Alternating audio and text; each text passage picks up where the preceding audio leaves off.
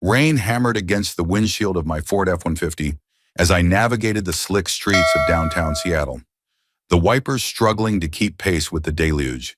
The digital clock on my dashboard read 10:37 p.m., another 14-hour workday coming to an exhausted close.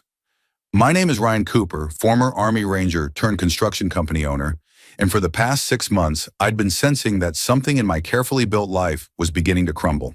Not my business. Cooper Construction was thriving with 3 major commercial projects underway and a reputation for uncompromising quality that commanded premium rates. No, the foundation showing hairline cracks was my 12-year marriage to Melissa. The sprawling contemporary home that greeted me sat dark except for the faint blue glow emanating from our bedroom window. 3 years ago, Melissa would have been waiting downstairs with a glass of Macallan and that smile that made me feel like I'd conquered mountains. These days, I considered myself fortunate to receive a distracted "hey" before she rolled over, claiming exhaustion from her demanding job as a public relations executive for Seattle's elite clientele. The garage door hummed closed behind my truck, sealing out the persistent northwestern rain. I remained seated for several moments, the engine ticking as it cooled, contemplating exactly when the distance between Melissa and me had begun widening into a chasm. The signs had been accumulating with the subtlety of a slow-moving landslide. The sudden password changes on her devices, the networking events that mysteriously ran until midnight, the way her body angled away from mine in sleep, the text notifications that made her smile in ways I hadn't inspired in months. 15 years in the Army Rangers had honed my instincts for danger. Right now, every fiber of my being was signaling a threat assessment. Something was seriously wrong. I entered through the mudroom, kicking off my steel-toed boots caked with construction site clay. The house maintained an unsettling silence punctuated only by the persistent drumming of rain against the windows. After grabbing a bottle of local IPA from the refrigerator, I ascended the stairs, each footfall feeling unnecessarily heavy against the hardwood. "Hey," I said, leaning against our bedroom doorframe, beer dangling between my fingers. Melissa lay propped against a mountain of decorative pillows, her dark hair twisted into a messy bun, scrolling through her phone with an intensity that suggested whatever she was reading was significantly more engaging than my arrival. At 36, she remained strikingly beautiful. Her career in public relations had given her a polished sophistication that turned heads whenever we attended industry events together. "You're late," she observed without looking up, her perfectly manicured fingers continuing their dance across the screen. "Westlake Tower project meeting ran long. We're behind schedule on the foundation work because of the rain."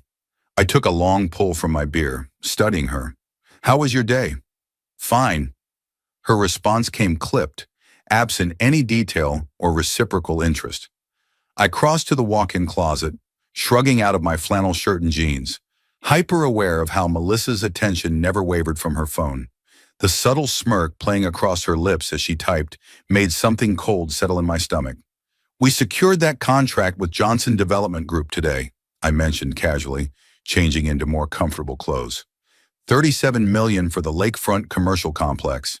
Tom's practically walking on air. "That's nice," she replied with the automated politeness of someone who hadn't processed a single word I'd said.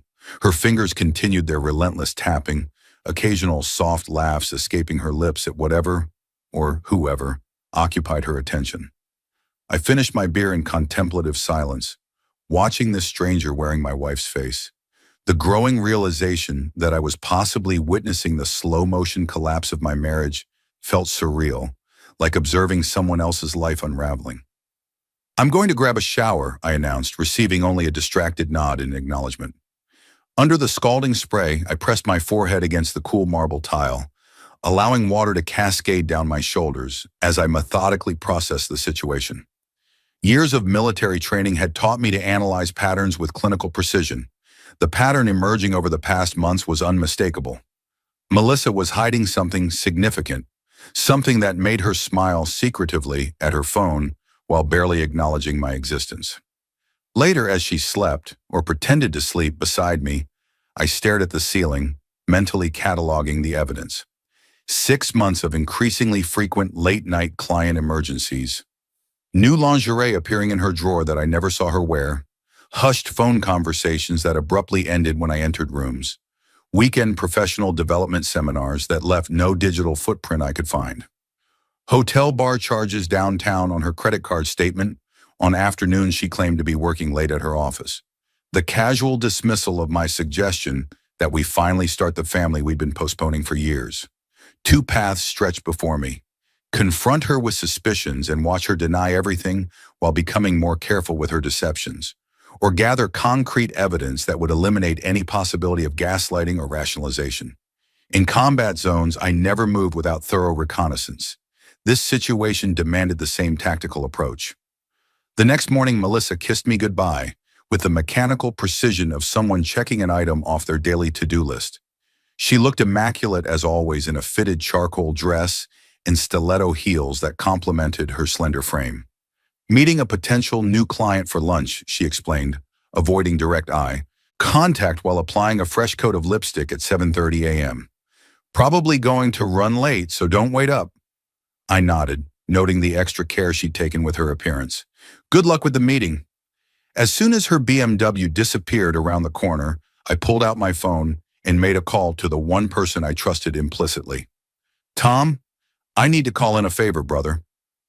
Tom Reynolds had been my battle buddy during 3 combat deployments in Afghanistan before becoming my business partner when I started Cooper Construction after leaving the service. There was no one I trusted more completely with both my life and my company. What's happening?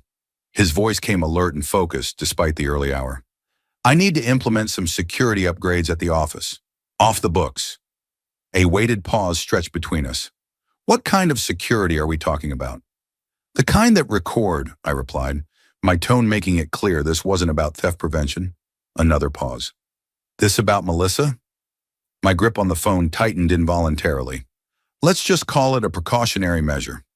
I'll clear my schedule for the morning. Meet you at the office in 30. By noon, we'd installed 3 strategically positioned hidden cameras in my office.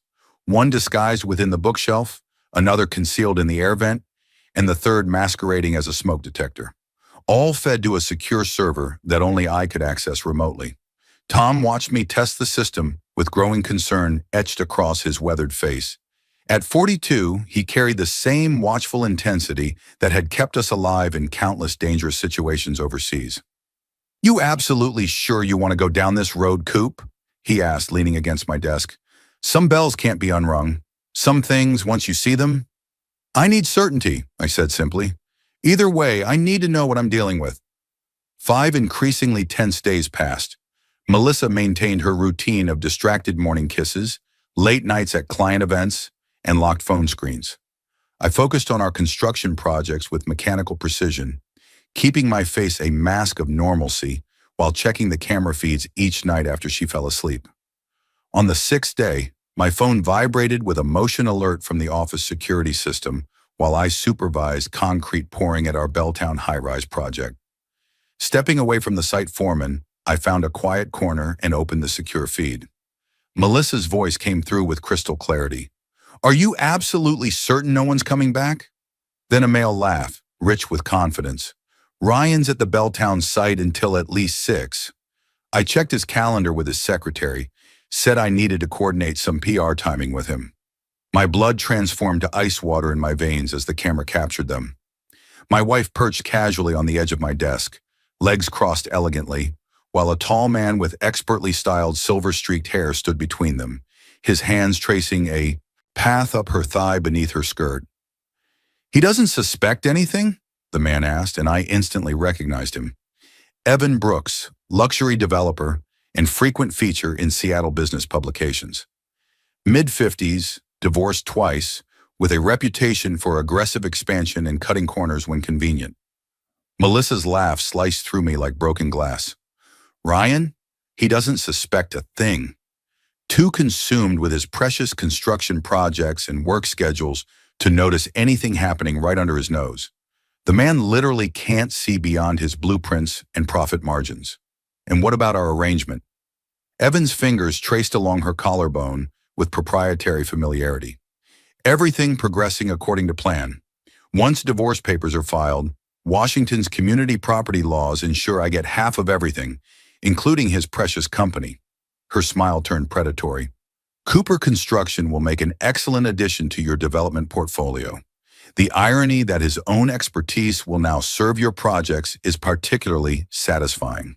Poor bastard, Evan chuckled, without a trace of genuine sympathy. Built quite an impressive operation with those rough hands of his. Shame to see it slip through his fingers. But business is business, sweetheart. That's what he gets for boring me to death for 12 years, Melissa replied, pulling him closer. I regret every single day I wasted playing supportive wife to a glorified construction worker. I've opened our marriage. He just doesn't know it yet. His loss, my considerable gain, Evan murmured, leaning in to kiss her neck. When are you filing? Next month. My attorney is preparing everything discreetly. Ryan won't know what hit him until the papers are served at his office. Maximum public embarrassment. Brilliant and ruthless. No wonder I'm falling for you. I watched with detached, clinical focus as they proceeded to christen my desk with passionate kisses and wandering hands. The same desk where I'd signed the loan papers to launch Cooper Construction after leaving the military, where I'd stayed countless late nights working on bids that now employed 43 people and supported their families. Instead of the volcanic rage I might have expected, a cold, calculating calm settled over me. The same dispassionate focus that had kept me alive during high-stakes operations behind enemy lines. The betrayal stung, certainly, but underneath that immediate pain, strategic pathways were already forming in my mind. They had declared war without realizing their opponents specialized in battlefield strategy. I closed the feed and immediately called my attorney. Benjamin, I need an emergency meeting today. It's regarding a potential business restructuring and asset protection situation. 3 hours later, I sat in Benjamin Jackson's downtown office, watching his expression transform from professional interest to stunned disbelief as I played the video on my tablet. Jesus Christ, Ryan. He removed his wire-rimmed glasses, pinching the bridge of his nose. I don't even know what to say except that I'm genuinely sorry you're dealing with this. I need options, I stated, my voice maintaining remarkable steadiness. She's planning to take my company through the divorce. Ben leaned back in his leather chair, steepling his fingers.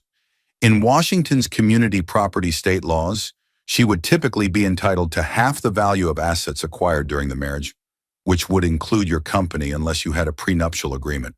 We don't. We had nothing when we got married. Then she would likely get half in a standard divorce proceeding unless what? Unless the business assets were legally no longer yours to divide at the time divorce papers are filed. I raised an eyebrow, encouraging him to continue. Legally speaking, you could sell your company to a trusted associate. He chose his words with careful precision. For whatever price you mutually agree upon, provided the transaction is properly documented and filed before any divorce proceedings are initiated. Such as $1? The plan was already crystallizing in my mind. Ben hesitated momentarily. It would be highly unusual, but technically legal, as long as it represents a legitimate business transaction between consenting parties and is properly documented with the appropriate regulatory filings. And my personal assets? Separate accounts established after the marriage began would be more complicated for her to immediately access during divorce proceedings. Not impossible, but it would buy valuable time for negotiations. I nodded slowly, the framework of a counteroffensive taking shape. I want you to prepare the paperwork to sell Cooper Construction to Tom Reynolds. Immediately. Ryan, Benjamin cautioned, leaning forward. This is an enormous decision being made under significant emotional duress. I strongly recommend you take at least a day to consider the implications. I've made life or death decisions under far worse conditions, I replied with quiet certainty. Have the paperwork ready tomorrow morning. That evening, I returned home with takeout from Melissa's favorite Thai restaurant and a bottle of the expensive Cabernet she preferred, slipping seamlessly into the role of oblivious husband while my mind calculated moves and counter-moves with methodical precision. Melissa appeared momentarily surprised by the thoughtful gesture, a flicker of what might have been guilt crossing her features before she manufactured a smile and kissed my cheek. What's the special occasion? She asked, pouring herself a generous glass of the dark red wine. I shrugged with calculated casualness. Just thought we could use a night together. You've been working incredibly hard lately with all these client emergencies. She visibly relaxed, reaching for her wine. That's thoughtful of you, Ryan. Sometimes I forget how considerate you can be. Throughout dinner, I observed with detached fascination as she fabricated elaborate stories about meetings that never occurred and clients who didn't exist, all while maintaining flawless eye contact and appropriate expressions of professional frustration and triumph. Her performance was masterful. I would never have questioned a word if I hadn't seen the damning evidence with my own eyes. Each lie she delivered, with practiced sincerity, drove home a painful truth. I had been married to a stranger. We should plan a vacation, I suggested, refilling her wine glass. Get away from the rain and stress. Maybe that resort in Maui you've been mentioning? 3 weeks, completely disconnected from work. Her eyes widened with genuine surprise. Really? You could actually step away from Cooper Construction for 3 entire weeks? For you? Absolutely. I reached across the table to take her hand, noting how she didn't immediately reciprocate the pressure of my fingers. Tom can handle operations. It might be time to consider a more sustainable work-life balance. This doesn't sound like the Ryan Cooper I know, she commented with a nervous laugh. You haven't taken more than 4 consecutive days off since you started the company. I offered a relaxed smile. Maybe I'm finally recognizing what's truly important. I've been thinking about restructuring some aspects of the business anyway. What kind of restructuring? Her question carried forced casualness, but I caught the calculated interest sharpening her gaze. Nothing for you to worry about. Just considering some organizational adjustments to improve operational efficiency and ensure long-term stability. I squeezed her hand. The important thing is that we reconnect. I feel like we've been drifting lately. Something unreadable flickered across her expression. That would be nice. Later, as Melissa slept beside me, or expertly pretended to, I stared at the shadowed ceiling, mentally reviewing our 12-year history together. The lean early years when I launched the company with nothing but military discipline and construction knowledge gained from summer jobs during college. How Melissa had supported me then, believing in my vision, when banks were reluctant to extend credit to a former soldier with ambitious plans but limited collateral. The gradual accumulation of success as Cooper Construction established its reputation for quality and reliability. The vacations we'd taken to celebrate milestone contracts, the discussions about starting a family that had eventually transformed into mutual agreement that her thriving PR career made children impractical, the precise moment when something fundamental had fractured between us, though I couldn't pinpoint exactly when the emotional disconnection had begun. By morning, I had completed the necessary mourning for what we'd lost. Now it was time to protect what remained. The following week unfolded with military precision. I signed the legal documents transferring Cooper Construction to Tom for the symbolic sum of $1, with a private agreement that he would sell it back to me for the same amount once the divorce was finalized. I established new accounts at different financial institutions and began methodically transferring funds, maintaining just enough in our joint accounts to avoid triggering suspicion. I documented every suspicious absence, every contradictory explanation, and secured copies of the video evidence on multiple encrypted drives stored in separate locations. Throughout this calculated dismantling of our financial entanglements, I maintained the convincing facade of a husband planning a surprise anniversary vacation, even booking cancelable reservations that would appear on our credit card statements. Tom watched my mechanical efficiency with growing concern during our private strategy sessions in his garage workshop, well away from potential electronic surveillance. You're legitimately terrifying like this, Coop, he commented as we shared aged whiskey in heavy crystal tumblers one evening. I haven't seen this particular version of you since that classified operation in Kandahar. This is simply tactical response methodology, I replied, studying the amber liquid in my glass. Identify threat, secure vulnerable assets, anticipate enemy movements, prepare counter-offensive strategies. And after? Tom's weathered face reflected genuine concern beneath the workshop's overhead lights. After what? After you've protected the business and your personal assets, what's the endgame here? Just divorce her and walk away? The question hung between us, demanding honest examination. What exactly did I want beyond protecting what I'd built? Simply safeguarding my company and financial future seemed inadequate punishment for the magnitude of their betrayal and the calculated cruelty they'd exhibited. "No," I finally answered. "Not just divorce."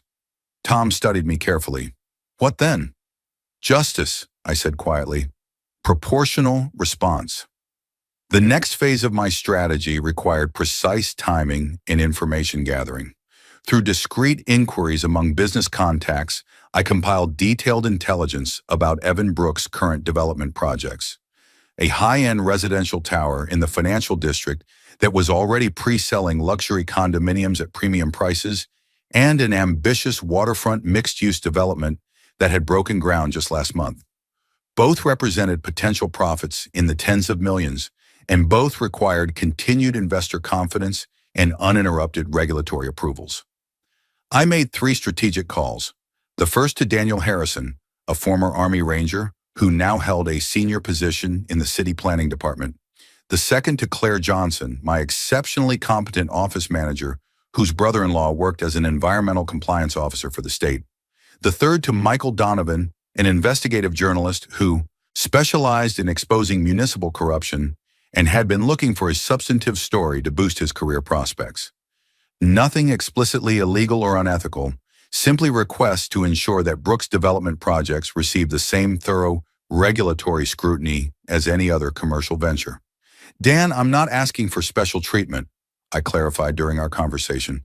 "Just making sure his waterfront development gets the same rigorous environmental impact assessment as everyone else. No favors, no shortcuts." "Understood," Daniel replied, professional but knowing.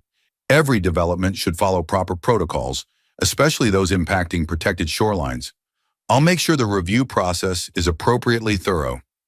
Within a week, Evan's downtown tower project was facing uncomfortable questions about its structural impact assessment, while his waterfront development encountered unexpected administrative delays with environmental compliance certifications, postponing permits he'd apparently been promised through his usual channels of influence.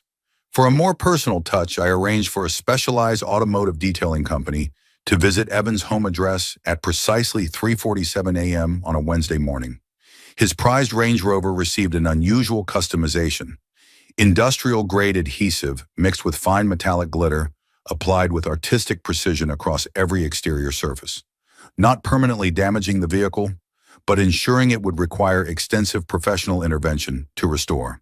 Petty, perhaps, but psychological warfare demands occasional demonstration strikes to establish credibility. I learned about the vehicle incident from Melissa herself, who arrived home visibly agitated that evening.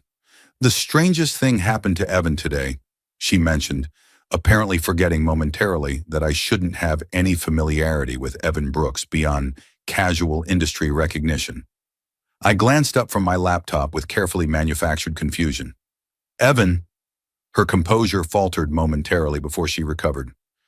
"Evan Brooks, he's a potential client I've been cultivating for the past few months."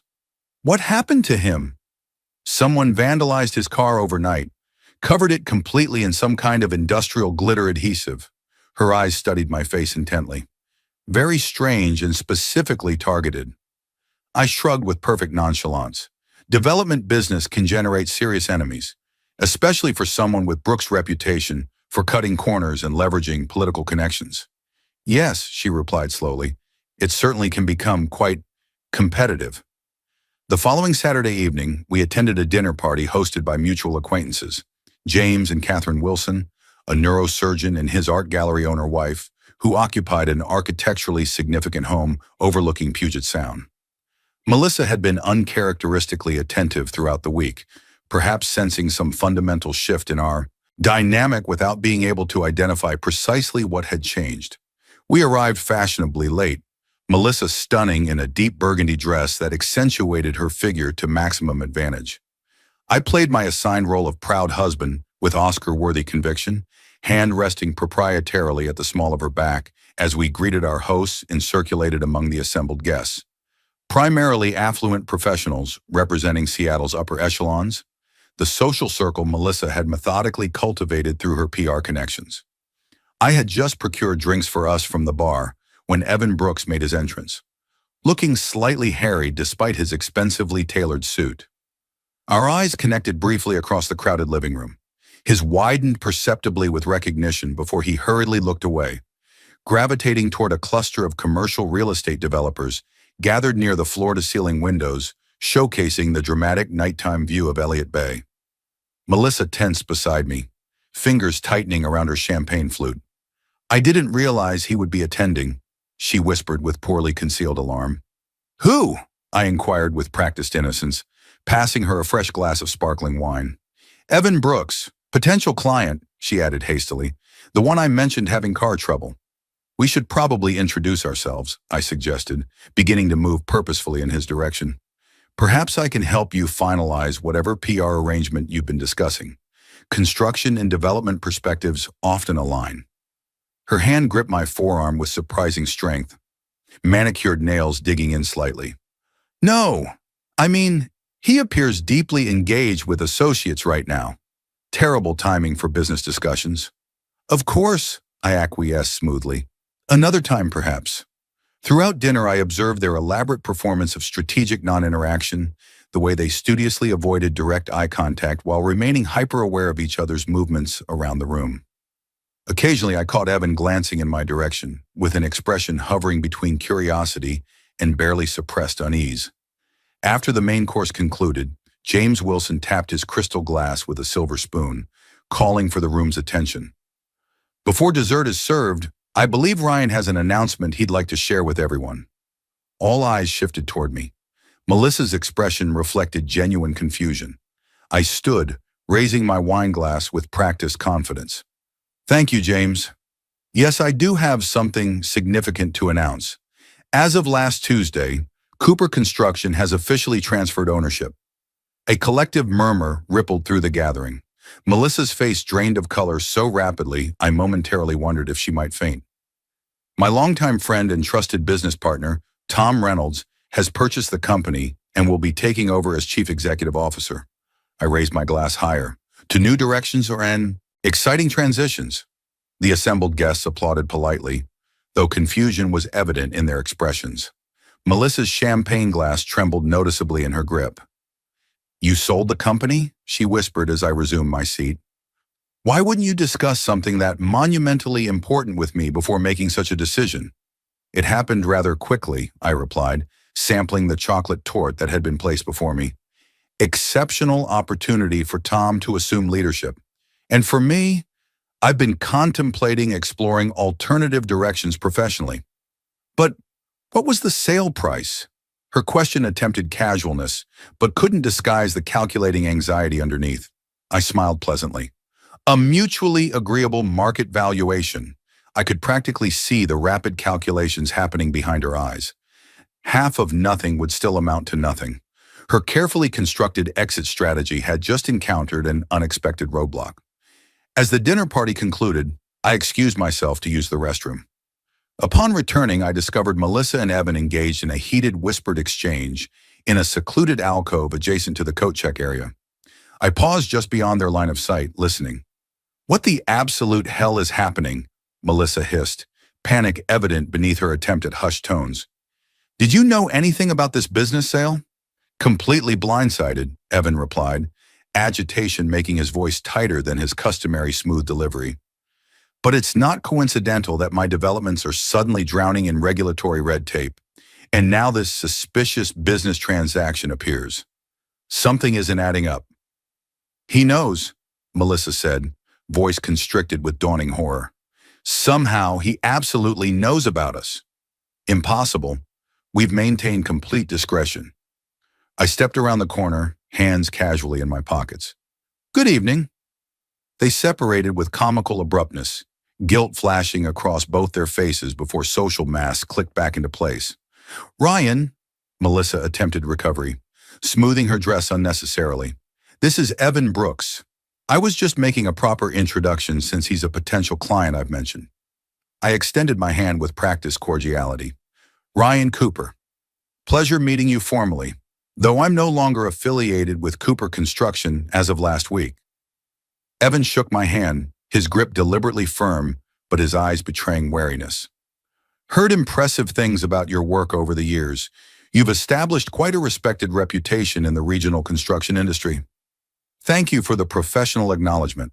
I maintained my pleasant demeanor. Speaking of professional reputations, I understand your waterfront project is experiencing some regulatory challenges recently. Environmental compliance concerns? His jaw tightened perceptibly. Standard procedural reviews. Nothing extraordinary in development circles. Certainly, I agreed with a knowing smile. Although in today's regulatory environment, even minor compliance questions can rapidly escalate. Investors grow uncomfortable with uncertainty. Financing options contract unexpectedly. I maintained unwavering eye contact, but I'm confident a developer of your experience will navigate these temporary obstacles successfully. Melissa's gaze darted anxiously between us, reading the underlying currents. We should probably be leaving, Ryan. Early commitment tomorrow. Actually, I countered calmly, I think we need to have a long overdue conversation. I turned toward Evan. If you'll excuse us, private marital discussion. Evan nodded stiffly before retreating, throwing one final concerned glance toward Melissa. I guided her toward a secluded section of the garden terrace. The October air carried a distinctive chill, the rhythmic sound of waves breaking against the shoreline below, providing appropriate background ambiance. What exactly is happening, Ryan? Her voice carried an unfamiliar edge, fear inadequately disguised as irritation. I've been wondering precisely the same thing for approximately 4 months, I replied with deliberate calm. Constant late nights, passworded messages, new lingerie appearing in your drawer that never seems to be worn in my presence. Her posture stiffened defensively. Are you seriously accusing me of something inappropriate? I'm not presenting accusations. I'm stating observable facts. I gazed out across the dark waters of Puget Sound, moonlight creating a silver pathway across the gentle waves. Such as the fact that you've been engaged in a sexual relationship with Evan Brooks while simultaneously plotting to appropriate my company through divorce proceedings. Her sharp, involuntary intake of breath provided all the confirmation my statement required. That's completely absurd, she attempted, though her voice wavered noticeably. Please don't compound betrayal with insulting my intelligence, Melissa. That particular combination crosses into unforgivable territory. She switched tactical approaches, eyes narrowing calculatingly. You have absolutely no evidence supporting these outlandish claims. I possess high-definition video footage showing you in my office with Evan, explicitly discussing how you intend to claim half my company through divorce and subsequently transfer it to his development portfolio. I watched realization dawn across her features. Security system upgrades. Tremendously ironic that you selected my own office for your strategic planning sessions. Ryan, I can explain everything if you'll just save whatever creative narrative you're formulating. I interrupted dispassionately. Here's what happens moving forward. You expressed desire for freedom from our marriage? Congratulations. Wish granted. Divorce paperwork will be prepared by Monday morning. Standard no-fault dissolution filing. She appeared to regain momentary composure, chin lifting defiantly. Fine. We'll allow respective legal counsel to determine appropriate asset distribution. There are effectively no significant assets requiring distribution, Melissa. I transferred ownership of Cooper Construction to Tom for $1 last week. Completely legitimate business transaction with properly filed documentation. Her expression contorted with disbelieving outrage. $1? That's obvious financial fraud. It represents a legitimate business arrangement between consenting parties. My attorney assures me the transaction will withstand any legal challenge you might consider. I stepped marginally closer. You're certainly welcome to expend considerable financial resources attempting to prove otherwise, but I wouldn't recommend that particular strategy. She stared at me, comprehension gradually dawning. You knew. This entire time? Not the entire time, but certainly long enough to implement appropriate countermeasures. I maintained steady eye contact.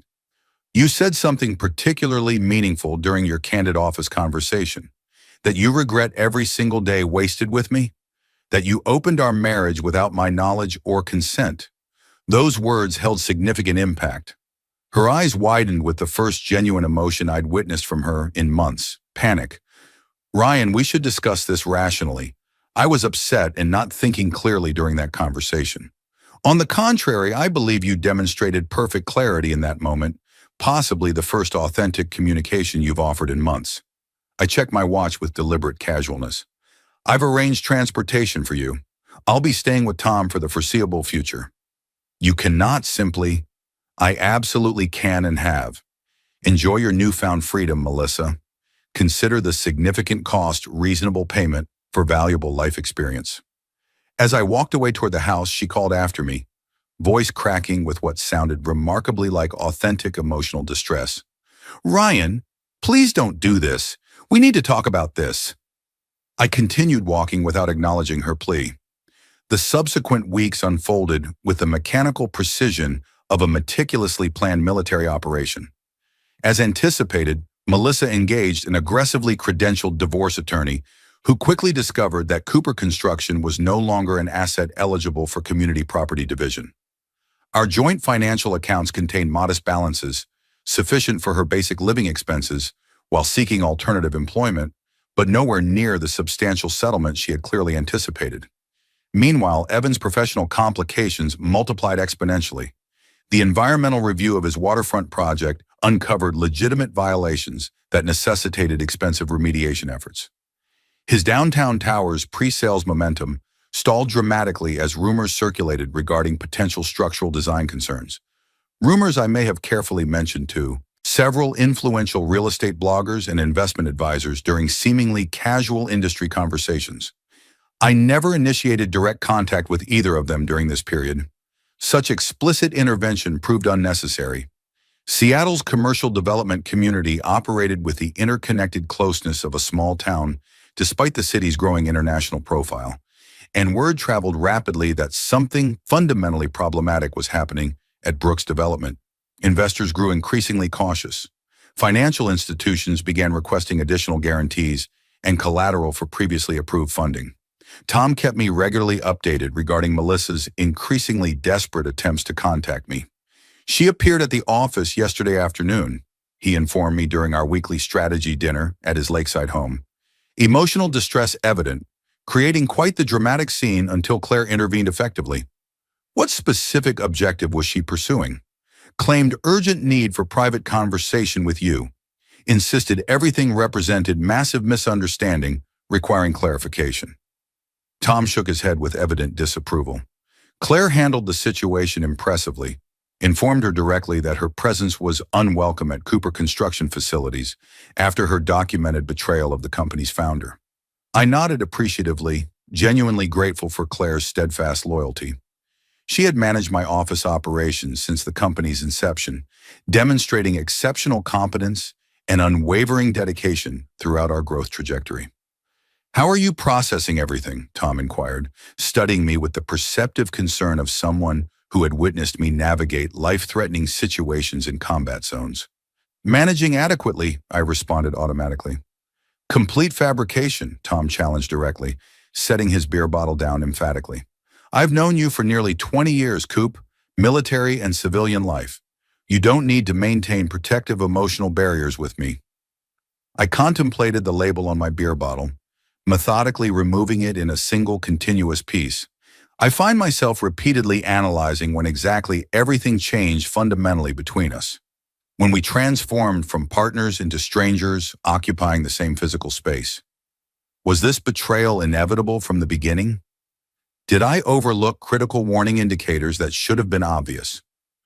Don't subject yourself to that particular psychological trap, Tom advised with the wisdom of someone who had navigated his own failed marriage years earlier. Some people simply change over time, or perhaps more accurately, reveal who they've been beneath carefully constructed facades all along. 6 weeks after our confrontation, I received a text message from an unfamiliar number. We need to talk immediately. Critically important. Please respond. M. I deleted it without replying, but similar messages continued with increasing frequency and emotional urgency. Eventually, I agreed to meet her at a busy coffee shop in the downtown business district, neutral territory with abundant witnesses to discourage potential dramatic confrontation. She appeared significantly changed from the polished, confident woman I'd lived with for 12 years. physically still elegantly dressed in designer clothing, but with pronounced dark circles beneath her eyes and a new hollowness to her facial features that suggested significant weight loss. "Thank you for agreeing to meet," she began as I claimed the chair opposite her. "What specific purpose required this conversation?" I inquired directly. She wrapped manicured fingers around her coffee cup, knuckles whitening slightly. "I made a catastrophic mistake, Ryan. Everything that happened with Evan, what I said about our marriage, it was monumentally stupid and unforgivably selfish." "Yes," I agreed simply.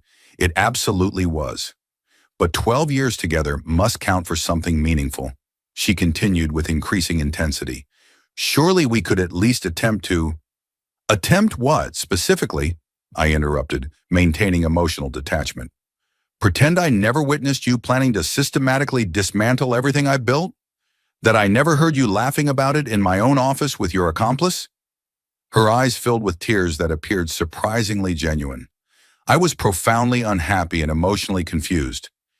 Evan manipulated my vulnerability and made me believe. "Stop immediately," I cut her off with sharp precision. "Do not describe how he supposedly manipulated your emotions or what he allegedly made you feel. Your emotional relationship dynamics no longer fall within my realm of concern." She dabbed at her eyes with a napkin, mascara creating faint smudges beneath her lower lashes. "He's professionally ruined now, you know. His investors withdrew completely after those anonymous tips about regulatory violations. Karma operates with interesting synchronicity sometimes. It was your orchestration, wasn't it? The permit complications, the random inspections, the devastating rumors?" I offered a non-committal shrug. Regulatory compliance represents a fundamental cornerstone of legitimate development practices. If his projects failed to meet established standards, that hardly constitutes my responsibility. His professional reputation lies in tatters. Mine has been similarly destroyed alongside it. Bitterness crept into her voice. "No respectable PR firm in Seattle will consider hiring me now. Apparently, I've developed a problematic reputation for questionable professional judgment and being challenging to work with productively. Again, natural consequences frequently follow poor decisions." She leaned forward intensely. "What specifically do you want from me, Ryan? Formal apology? Consider it sincerely offered? Public humiliation? I'll literally kneel right here if that satisfies your need for retribution. Just please terminate the systematic dismantling of our lives." "There's no orchestrated vendetta happening, Melissa. Simply natural consequences following transparently dishonorable actions." I stood decisively. "The divorce will be legally finalized next Thursday morning. You're receiving precisely what you explicitly stated wanting, complete freedom from your regrettable marriage. Sincere congratulations on achieving your objective." As I walked toward the exit, she called after me loudly enough for nearby patrons to turn curiously. "This isn't finished between us, Ryan." But from my perspective, that particular chapter had reached its definitive conclusion. The final component fell into place approximately 3 weeks later when Evan Brooks was arrested on multiple charges, including fraud, tax evasion, and improper influence of municipal officials. The intensified scrutiny directed toward his development projects had apparently revealed years of financial irregularities and questionable business practices that had previously escaped regulatory attention. Melissa wasn't directly implicated in criminal wrongdoing, but her close professional and personal association with him effectively contaminated her reputation by proximity. On the morning my divorce was officially finalized through court proceedings, I returned to Cooper Construction headquarters for the first time in almost 3 months. Claire greeted me with a warm, genuine embrace in the lobby. "Welcome back where you belong, boss," she said with evident sincerity, her intelligent eyes reflecting understanding of everything that had transpired. "Though technically Tom's the official boss, according to corporate documentation." "Temporarily," I replied, surveying the familiar surroundings with fresh perspective. The office now purged of the bitter associations connected to Melissa's betrayal. Tom emerged from my former office, his current office according to legal paperwork, grinning broadly. "Perfect timing. I was seriously considering selling this entire operation to the highest available bidder. Running an entire construction company involves considerably more administrative headaches than my project management position required." Later that afternoon, as we shared aged whiskey in what would soon legally revert to my office, Tom handed me a substantial folder containing architectural renderings and preliminary financial projections. "What exactly am I reviewing?" I inquired, examining the detailed drawings. "New project proposal that arrived yesterday. Luxury condominium development on that prime location we've been monitoring in Bellevue for the past 18 months. I raised a questioning eyebrow. The specific property Brooks Development was aggressively pursuing before their current legal complications? Tom's smile contained distinct satisfaction. "The very same. Banking consortium that foreclosed on their development rights is extremely interested in partnering with us, given our established reputation for regulatory compliance and structural integrity. Their representatives specifically mentioned our refreshing commitment to ethical business practices during preliminary discussions." I methodically reviewed the comprehensive plans, feeling something significant stirring within me. Not happiness exactly, but purposeful determination.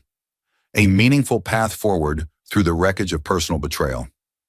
"Your professional assessment?" Tom inquired, studying my reaction. "I believe," I closed the folder decisively, "the time has arrived to build something entirely new." 8 months later, Cooper Construction, once again under my official ownership following the symbolic $1 repurchase, broke ground on Ascension Towers, an architecturally distinctive residential development destined to redefine Bellevue's evolving skyline. The ceremonial commencement received prominent coverage in regional business publications, complete with photographs of Tom and me symbolically turning the first shovelfuls of earth where the foundation would soon be established. That evening, while dining alone at my favorite steakhouse, I received an unexpected call from Claire. "Have you seen the breaking news?" she asked without preliminary greeting. "Which specific development?" "Evan Brooks received his sentencing this afternoon. 8 years for financial fraud, tax evasion, and corrupt influence of public officials." I set my fork down deliberately. The justice system occasionally functions as intended. "There's additional information," she continued, hesitation evident in her tone. "Melissa attended the sentencing hearing. Television crews captured her having what can only be described as an emotional breakdown outside the courthouse. The footage is circulating extensively across social media platforms." "No longer within my realm of concern," I stated, though something uncomfortable twisted momentarily in my chest despite my determination to maintain emotional distance. After concluding dinner, against my better judgment, I located the video online. There was Melissa, significantly thinner than I remembered, screaming hysterically at reporters as court officers escorted a handcuffed Evan toward a waiting transport vehicle. "He promised me everything and delivered absolute devastation. He systematically destroyed my entire life with his lies and manipulation." I closed the video immediately, feeling strangely hollow rather than vindicated. There was no satisfaction in witnessing her public disintegration, only a lingering sadness for what might have developed differently under alternative circumstances. Nearly 3 years after our divorce was legally finalized, I encountered Melissa unexpectedly at an upscale grocery store near my downtown condominium. She appeared momentarily startled before composing her features into a neutral expression. "Ryan," she acknowledged with a formal nod. "Melissa, how have you been managing?" "Surviving adequately," she responded with brittle brightness. "I'm currently working with Anderson Media Group, junior position with limited responsibility, but represents promising potential for advancement." I nodded encouragingly. "That's positive progress. I'm genuinely pleased you found suitable professional placement." Uncomfortable silence expanded between us. 12 years of shared history and one catastrophic betrayal compressed into the awkward space separating our shopping carts in the produce section. "I understand Ascension Towers is nearing completion," she finally commented. "The architectural design appears impressively distinctive against the skyline. Congratulations on the achievement." "Thank you for the professional acknowledgement." She hesitated momentarily before asking with careful casualness, "Are you currently involved with anyone romantically?" The unexpected question caught me by surprise. "Yes, actually. Nothing officially permanent yet, but progressing meaningfully." I didn't elaborate that my relationship was with Claire. Steady, loyal Claire, whose quiet strength and unwavering integrity I had come to value beyond measure. We had been dating for approximately 14 months, building something authentic based on mutual respect and genuine emotional connection. "I'm sincerely glad for you," Melissa said, appearing to mean it genuinely. "You absolutely deserve authentic happiness, Ryan. After everything, after everything that transpired between us." As she prepared to continue her shopping, she paused thoughtfully. "For whatever minimal worth you might assign my words now, I am genuinely remorseful, not simply for being discovered, but for the fundamental betrayal itself. It represents the single most catastrophic mistake of my entire existence." I watched her walk away toward the checkout registers, experiencing neither triumph nor lingering anger. Just quiet acknowledgement that some chapters in life conclude definitively, creating necessary space for more meaningful narratives to begin. That evening, as Claire and I enjoyed dinner on my condominium balcony overlooking the illuminated city skyline, she inquired about the unexpected encounter. "How did seeing her affect you emotionally?" I considered the question carefully before responding. "Similar to observing a familiar stranger, someone physically recognizable but fundamentally unknown on any meaningful level." She nodded with intuitive understanding, requiring no additional explanation or emotional processing. That represented one of countless qualities I treasured about her capacity for authentic comprehension without demanding excessive verbalization. "The past remains firmly behind us," I commented, reaching across the table to take her hand. "My primary interest focuses exclusively on whatever experiences await us moving forward."